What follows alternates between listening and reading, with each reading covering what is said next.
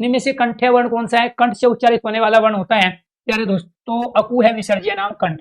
उ का उच्चारण ओष्ठ से होता है, ओष्ठ होठ को कहते हैं। ए का उच्चारण कंठ से होता है। ई का तालव्य अर्थात तालु से होता है। ये भी आपका प्यारे दोस्तों क्या है? तालव्य अर्थात तालु। राइट आंसर क्वेश्चन नंबर 1 का हो गया आपका बी। इसके बाद ई चे छे जय जय आदि का उच्चारण किससे होता है? तो यहाँ पर हमारा क्या है?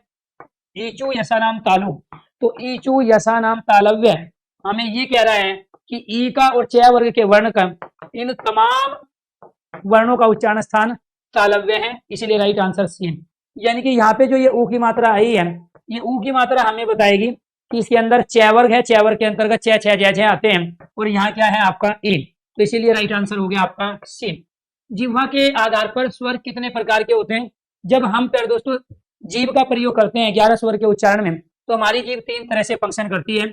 एक जीभ का हम आगे वाला भाग इस्तेमाल करते हैं, दूसरा जीभ का प्यारे दोस्तों मध्य वाला भाग हम प्रयोग में लाते हैं, और एक तीसरा जीभ का पीछे वाला भाग हम प्रयोग में लाते हैं, जिसको हम पच स्वर कहते हैं, मध्य स्वर अग्र स्वर। तो यहाँ पर कितने होते हैं हमारे? 3, अग्र स्वर, मध्य स्वर और प्यारे दोस्तों पच स्वर।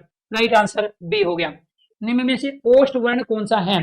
होठ से जब हम उच्चारण करेंगे इन चारों में से, तो प्यारे दोस्तों आपको ये ध्यान रखना है, जब हम ऊ का उच्चारण कर रहे हैं तो हमारे जो होठ है ऊ, तो ये सर्कल बना रहे हैं। जब हम ई का उच्चारण कर रहे हैं तो हमारा तालव्य वाला भाग काम कर रहा है। जब ए और आ का हम प्रयोग कर रहे हैं तो हमारा ये कंठ वाला भाग एक्टिव होता है। तो इन दोनों का जो उच्चारण करते हैं वो करते हैं कंठ अर्थात गले से, इसका उच्चारण ई का करते हैं तालु से, और ऊ का उच्चारण करते हैं ओष्ठ से। इसीलिए क्वेश्चन नंबर 4 का राइट आंसर हो गया आपका यहाँ पर डी। निम्नलिखित प्रश्न में 4 विकल्पों में से उस विकल्प का चयन करें जो विराम चिन्ह युक्त वाक्य का सही विकल्प है।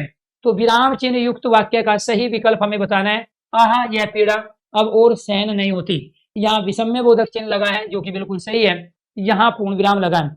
आहा के साथ में आप अल्प विराम का प्रयोग कर ही नहीं सकते। आहा के साथ में विषम्य बोधक का प्रयोग होगा, यहाँ विसर्ग का प्रयोग नहीं कर सकते। इसका मतलब 3 गलत, पहले वाला आपका क्या है? बिल्कुल सही। तो राइट आंसर हो गया प्यारे दोस्तों 5 का आपका ए। इनमें से विषम्य बोधक चिन्ह कौन सा है? इसमें ये प्रश्नवाचक चिन्ह है, ये विषम्य बोधक चिन्ह है, ये आपका पूर्ण विराम चिन्ह है, और ये आपका अल्प विराम चिन्ह है। कामता प्रसाद गुरु के अनुसार विराम चिन्हों की संख्या 20 होती है। उनमें से 4 विराम चिन्ह आपके सामने हैं। अरे तुम आगे, इसमें अरे के बाद कौन सा विराम चिन्ह प्रयोग लाया गया? अरे के बाद में विषम्य बोधक चिन्ह लाया गया। जहां भी विषम्य बोधक चिन्ह लगेगा ये शब्द अव्यय अर्थात अविकारी होगा। इसमें हम विस्मय कहते हैं आश्चर्य को, और बोधक कहते हैं ज्ञान कराने वाला। जो आश्चर्य का बोध कराता है उसको विषम्य बोधक, जी विषम्य बोधक चिन्ह कहते हैं। योजक चिन्ह हमारा हाइपन होता है, जिसका दूसरा नाम संयोजन चिन्ह भी होता है, जो 2 शब्दों को जोड़ने अलग करने के लिए हम प्रयुक्त करते हैं। योजक विषम्य बोधक चिन्ह का प्रयोग मनोभाव को प्रकट करने के लिए होता है। ठीक है, मनोभाव को प्रकट करने के लिए विषम्य बोधक, ठीक है, विषम्य बोधक चिन्ह। योजक चिन्ह का प्रयोग प्यारे दोस्तों जो हम करते हैं, एक तो करते हैं हम सामासिक पदों में, जो सामासिक पद है जैसे अव्ययी भाव धीरे धीरे है, ठीक है। इसके बाद राम लक्ष्मण द्वंद्व समास है। संयुक्त क्रिया में प्रयोग करते हैं। कहाँ प्रयोग करते हैं? संयुक्त क्रिया के साथ भी आप इसका प्रयोग करोगे। किसका प्रयोग होगा? संयुक्त क्रिया में आपका योजक चिन्ह का प्रयोग। शब्द की आवर्ती अगर हो रही है, आवर्ती में भी आप प्रयोग करोगे, और विलोम शब्दों के साथ में भी आप योजक चिन्ह का प्रयोग करोगे। प्रश्नवाचक चिन्ह का प्रयोग तब होगा जब आप सेंटेंस में प्रश्नवाचक शब्द का प्रयोग करो। क्या, कौन, कहां, कैसे। पूर्ण विराम का प्रयोग वाक्य की पूर्ण समाप्ति कथन घटना के कंप्लीट होने पर किया जाता है। Right answer A. आहा तुम्हें पाकर कितना आनंद आ रहा है, इस वाक्य में उचित विराम चिन्ह का प्रयोग करो। अकेला रहने से ज्यादा अच्छा है कि आप इस सेंटेंस को जरूर दोहराओ। ठीक है, आहा तुम्हें पाकर कोई भी हो सकता है, कोई छोटा बच्चा हो सकता है, ठीक है, कोई बुजुर्ग हो सकते हैं, हमारे माता पिता, दादा दादी, नाना नानी, कोई अपना साथी हो सकता है। उसके लिए हम कह सकते हैं कि आहा तुम्हें पाकर कितना आनंद आ रहा है।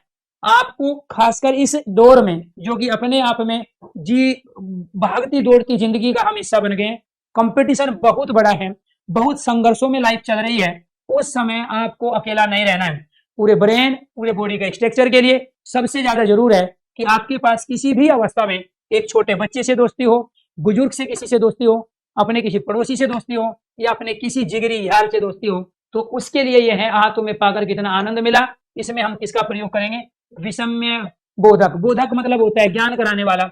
चिन्ह का अर्थ होता है प्रतीक और विस्मय का अर्थ होता है आश्चर्य। राइट आंसर हो गया आपका यहाँ पर डी। तो शुद्ध शब्द का सही विकल्प क्या हो जाएगा? द्वितीय का मतलब होता है दूसरा, अद्वितीय का मतलब होता है जिसके समान कोई दूसरा ना हो। इसमें गलती यहाँ है, इसमें गलती यहाँ है, इसमें गलती यहाँ पे है और एक यहाँ पे गलती है। इसमें क्या है जी? आप राइट आंसर हो गया आपका यहाँ ए। दिए गए शब्दों में शुद्ध वर्तनी का चयन कीजिए। शुद्ध वर्तनी का मतलब होता है जिसको बोला भी शुद्ध जाए, लिखा भी शुद्ध जाए और शब्द की सबसे छोटी संरचना हो। इसमें से आज तक न ये पढ़ा है, न सुना है, न ये लिखा है। आपने इसको पढ़ा भी है, सुना भी है और देखा भी है। इसमें से क्या शब्द है हमारा? ए, इसमें उपसर्ग लगा है। स्पृश्यता अर्थात जो छुआछूत होती है उसको अस्पृश्यता कहते हैं। प्यारे साथियों, 8 मार्च को विश्व महिला दिवस है और इस विश्व महिला दिवस के अवसर पर मैं लेके आया हूँ एक हिंदी स्पेशल का बेहतरीन बैच, जिसके अंदर हम तभी तमाम स्टेट और सेंट्रल गवर्नमेंट के जितने भी एग्जाम हैं उसके सिलेबस को यहाँ हम कंप्लीट कराएंगे। इस कोर्स की फीस रहेगी 399 रुपया। इसके अंदर हम हिंदी व्याकरण, हिंदी शब्दावली, हिंदी काव्य शास्त्र, हिंदी साहित्य, भाषा विज्ञान और हिंदी विविध, यानी कि हिंदी के सारे वे सेक्शन जो किसी भी एग्जाम में पूछे जाते हैं। आपका कोई भी एग्जाम हो, 10th पास हो, 12th पास हो, ग्रेजुएशन पास हो, या आप यूजीसी नेट की तैयारी कर रहे हो, आप क्लर्क की तैयारी कर रहे हो, पुलिस भर्ती की या फिर शिक्षक भर्ती की, प्यारे दोस्तों मैं सारा सिलेबस कराऊंगा इस हिंदी स्पेशल के बैच में कंप्लीट। धन्यवाद।